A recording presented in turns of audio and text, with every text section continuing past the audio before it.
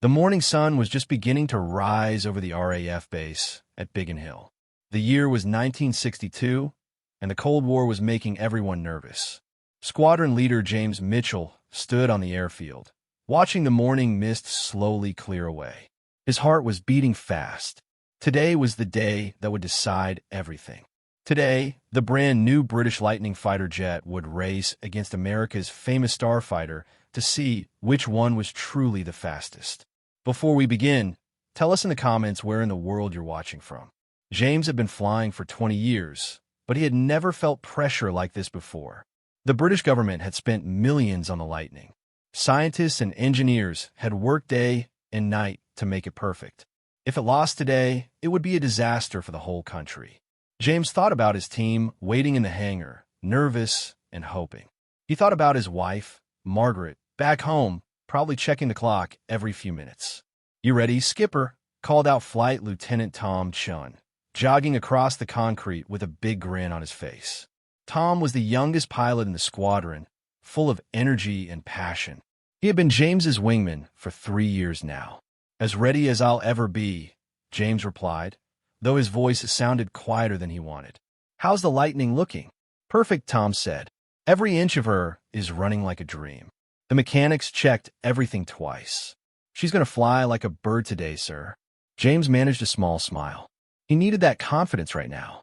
They walked together toward the hangar where the Lightning sat waiting.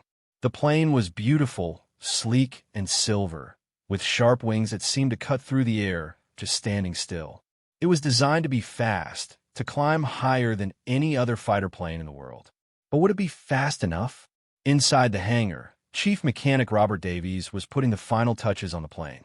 Robert was in his 50s now, gray hair showing under his cap, but his hands were as steady as ever. He had worked on aircraft since World War II and knew machines like nobody else did.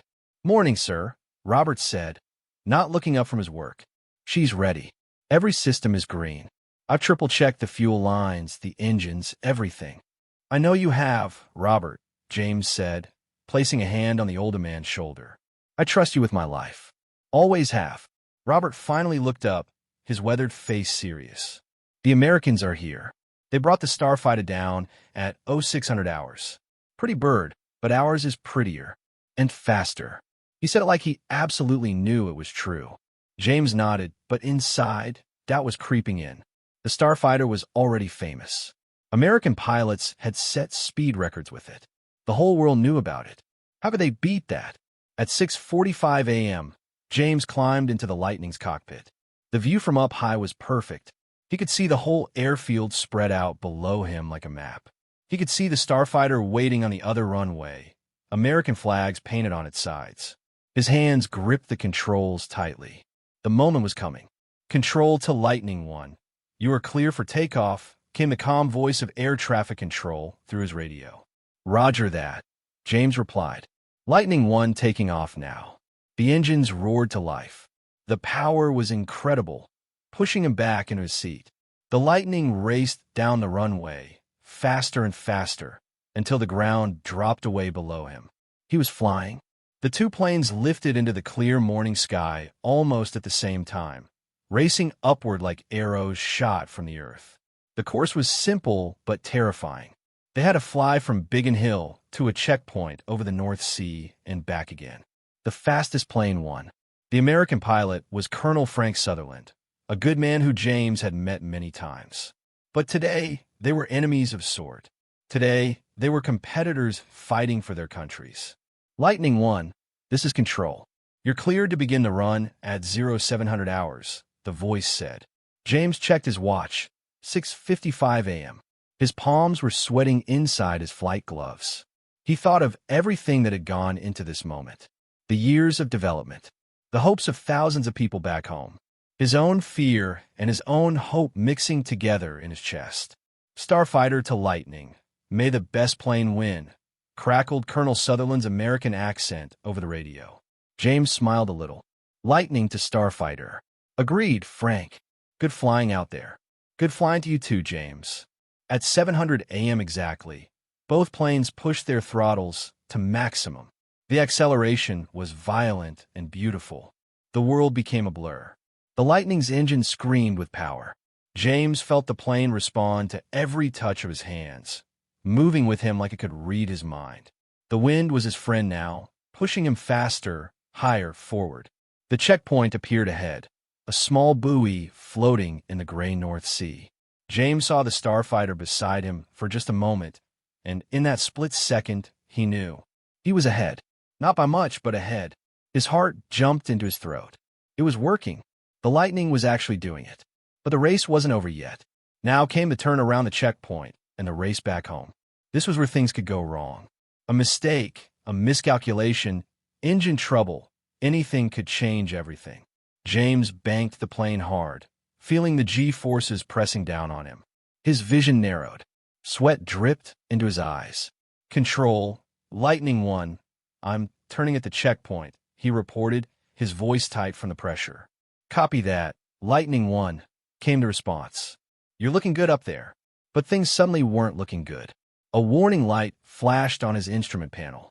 The hydraulic pressure in his left wing was dropping. It was probably nothing serious, probably just a sensor mistake, but his stomach dropped anyway.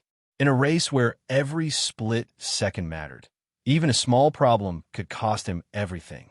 James made a decision. He wouldn't report it. He wouldn't give in to fear. He would keep flying, keep pushing, and trust his machine and himself. The Starfighter was right behind him now. He could feel it. He could almost hear the American engines roaring through the sky, trying to catch him. The coastline appeared through the morning haze. They were close to home now. The airfield was ahead. James pushed harder, every nerve in his body focused on speed, on power, on winning. The warning light kept flashing, but he ignored it. He had to ignore it. Lightning 1, you're 1 minute from Biggin Hill, Control said. You're still ahead of Starfighter by approximately half a mile. Half a mile. It wasn't much. The American plane was fast and deadly serious about catching up. James could see the runway now, getting bigger, getting closer. His hands moved across the controls with perfect timing. The landing gear came down. The flaps adjusted. Everything was happening at once, fast and smooth and perfect. The Lightning touched down on the runway with barely a bump. The wheels hit, and James immediately cut the engines, feeling the powerful brakes kick in. The plane slowed down, rolling to a stop just as the Starfighter touched down behind him, maybe 500 yards back. For a moment, there was nothing but silence. Then the radio exploded with voices, cheers, celebrations. Tom was shouting in the background. Robert and the mechanics were probably running out of the hangar. James sat in the cockpit, breathing hard, unable to believe it was real. Lightning 1, congratulations. Colonel Sutherland's voice came through, calm and professional. You beat us fair and square. That's one fine aircraft you've got there. Thank you, Frank, James replied, his voice shaky with emotion and relief. That was the hardest hour of my life. When James climbed down from the cockpit, his legs were shaking. He looked at the Lightning, still warm from the flight, and he felt something rise up in his chest that he couldn't quite name. It wasn't just pride. It was something deeper. It was the knowledge that his courage and his team's dedication had just changed everything. Robert was standing there, a huge smile on his weathered face. I told you she was faster, he said simply. You did, James agreed, putting an arm around the older man. You did indeed. That day, the Lightning proved to the world that Britain could build the fastest fighter plane ever created. But more than that, it proved that courage, teamwork, and believing in yourself could achieve the impossible. And James Mitchell, a man who had been terrified just hours before, had become a legend. The sun was high in the sky now, burning away the morning mist completely. The two planes sat side by side on the airfield, and though they had just raced against each other, there was something beautiful about them being there together. Both representing the best their countries had to offer. Both proving that in the age of jets and speed, there was still room for brave men to do brave things.